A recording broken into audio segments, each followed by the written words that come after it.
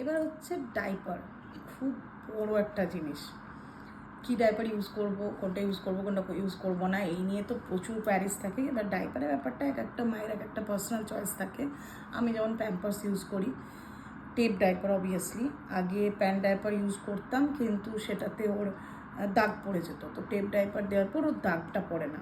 আর আমি প্যাম্পার্স নিয়ে স্যাটিসফাইড, সেহেতু ওখানেই আমি স্টিক অন, ওখানেই। তো এবার ব্যাপারটা হচ্ছে যে অনেকেই বলে ডাইপার ইউজ করা উচিত না, হ্যান না ত্যান না, বড়োরা তো আরও বলে ডাইপার ছাড়া ইউজ রাখতে। কিন্তু যেখানে প্রচুর মানুষের হেল্প আছে, প্রচুর মানুষ বাচ্চাটাকে ঘিরে থাকে, সেইখানে ডাইপার ছাড়া রাখাটা খুব সুবিধা।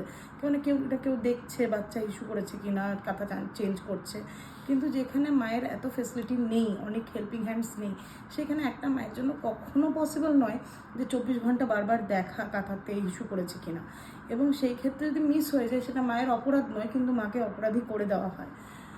এবার সেইখানে যদি ইস্যুতেও বাচ্চা শুয়ে থাকে, সেক্ষেত্রে র্যাশেস হবে বা ঠান্ডা লেগে যেতে পারে।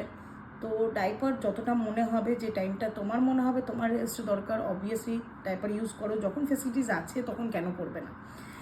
এবার পুটিকে আমি ইউজ করি হচ্ছে মেনলি, পুটিকে আমি পুরো বডির জন্য সেবামেডের রেঞ্জ ইউজ করি। সেবামেডের শ্যাম্পু থেকে, ওয়াশ থেকে, সেবামেডেরই ফেশিয়াল ক্রিম, সেবামেডেরই লোশন, ইভেন আর একটা এক্সট্রা সফট ক্রিম, সেটাও সেবামেডের ইউজ করি। এবং অ্যাজ ওয়েল অ্যাজ আমি ওকে র্যাশ ক্রিমটাও সেবামেডেরই ইউজ করি। এবার র্যাশ ক্রিম আমি পুটিকে কীভাবে ইউজ করি, পুটিকে আমি দিনে 3টে ডাইপার পরাই, কিন্তু খুব বেশিক্ষণ করে রাখি না, 2-3 ঘন্টার মধ্যেই ওর ডাইপার আমরা খুলে দিই। বা ওই যেহেতু ইয়েলো লাইন করা থাকে, ইয়েলো লাইনটা ব্লু হয়ে গেলেই আমরা খুলে দিই।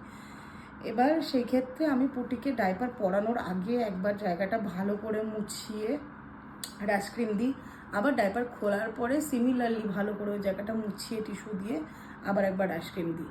আর যে সময়টাও ডাইপার ফ্রি থাকে, সেই সময় যখন ও কাঁথাতে ইস্যু করে, ও যতবার ইস্যু করে ততবার ওর ইস্যু ওয়াইপস দিয়ে পুছিয়ে র্যাশ ক্রিমটা ইউজ করি। তাছাড়া যখন ও স্নান করে আসে, তখন স্নান করে আসার পর যথারীতি ওকে লোশন লাগানো হয়, এবং লোশন লাগানোর পর ওর যেগুলো ভাঁজের এরিয়া আছে, যেমন ওর গলার এখানটা ভাঁজ আছে, হাতের যে ভাঁজগুলো, আন্ডার আর্মস, ওর যে ইনার এরিয়াস আছে, সেগুলোতে সবগুলোতে আমি র্যাশ ক্রিম ইউজ করি। এবং পাছু টাছু ভালো করে পায়ের ভাঁজগুলোতেও এই র্যাশ ক্রিমটাই ইউজ করি।